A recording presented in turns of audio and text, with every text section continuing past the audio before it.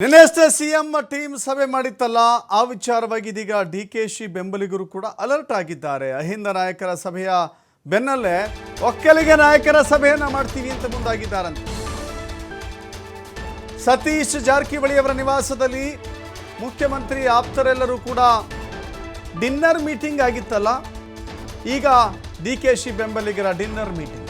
S Chaluvarayaswamy ನೇತೃತ್ವದಲ್ಲಿ DKShi team ಮಾತುಕತೆ ಮಾಡ್ತಾ ಇದೆಯಂತೆ. ಮಾಜಿ ಸಿಎಂ ಎಸ್.ಎಂ. ಕೃಷ್ಣ ಸ್ಮರಣಾರ್ಥ ನೆಪದಲ್ಲಿ ರಾಜಕೀಯ ಚರ್ಚೆ. ಹಳೆ ಮೈಸೂರು ಭಾಗದ ಮುಖಂಡರು ಭಾಗಿಯಾಗಿ ಚರ್ಚೆ ಮಾಡ್ತಾರೆ.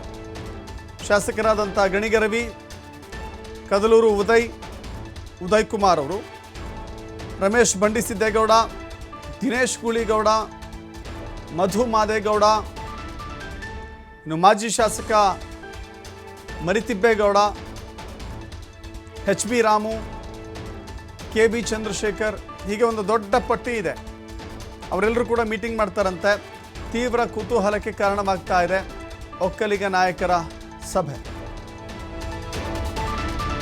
ಪಕ್ಷ ಸಂಘಟನೆಗೆ ಈಗ ನಾವು ಒಂದೆರಡು ಸಲ ಒಕ್ಕಲಿಗರ ಮೀಟಿಂಗ್ ಕರೆದಿದ್ದು, ಲಿಂಗಾಯತರ ಮೀಟಿಂಗ್ ಕರೆದಿದ್ದು, ಅದೇ ರೀತಿ ಅಹಿಂದ ಅವರು ಮೀಟಿಂಗ್ ಮಾಡಿ ಪಕ್ಷ ಸ್ಟ್ರೆಂಥನ್ಗೆ ಶಕ್ತಿ ತುಂಬುವಂಥ ಕೆಲಸ ಮಾಡಿದ್ರೆ ತಪ್ಪು ಅಂತ ಹೇಳಕ್ಕಾಗುತ್ತಾ? ನಾವು ಒಟ್ಟು ಎಲ್ಲರೂ ಸೇರಿ ಕಾಂಗ್ರೆಸ್ನ ಶಕ್ತಿ ಮಾಡಬೇಕು, ಸರ್ಕಾರನ ಇನ್ನೂ ಒಂದು ಸ್ವಲ್ಪ ಜನಪರವಾಗಿ ಕೆಲಸ ಕೊಟ್ಟು ಹೆಚ್ಚು ಒಳ್ಳೆಯ ರೀತಿಯಲ್ಲಿ ಸರ್ಕಾರ ನಡೆಸಬೇಕು ಅನ್ನೋದು ನಮ್ಮೆಲ್ಲ. ಈಗ ನಿನ್ನೆ ಕ್ಯಾಬಿನೆಟಲ್ಲಿ ಸಿ ಎಂ ಭಾಳಷ್ಟು ಚರ್ಚೆ ಮಾಡಿದ್ದಾರೆ, ನಮಗೆಲ್ಲ ಜವಾಬ್ದಾರಿ ಕೊಟ್ಟಿದ್ದಾರೆ.